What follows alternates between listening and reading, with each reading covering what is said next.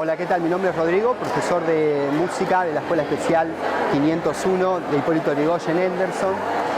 Trajimos un proyecto llamado Los Sonidos del Silencio, que representa un poco cómo nosotros podemos percibir el sonido, pero por otros medios, como las vibraciones, la visualización.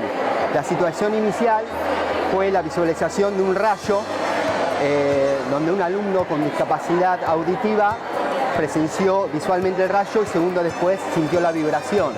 A partir de ahí formulamos la hipótesis que se pueden apreciar los sonidos con otros sentidos y comenzamos a investigar científicos como Chaldi, que trabajaba con arena, con partículas de cuarzo, formaban distintas figuras a partir de las vibraciones. También con el agua, con luz, con cualquier material cotidiano como el telgopol, hicimos distintas experiencias.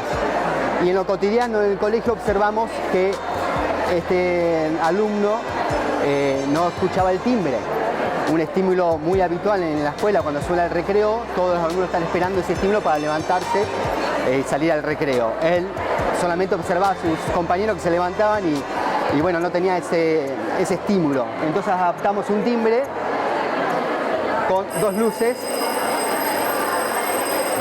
Al encender, él puede visualizar cómo se visualizaba el rayo y poder recibir el estímulo del timbre para poder disfrutar del recreo o volver a entrar. Por eso hay dos focos, el aula y el recreo.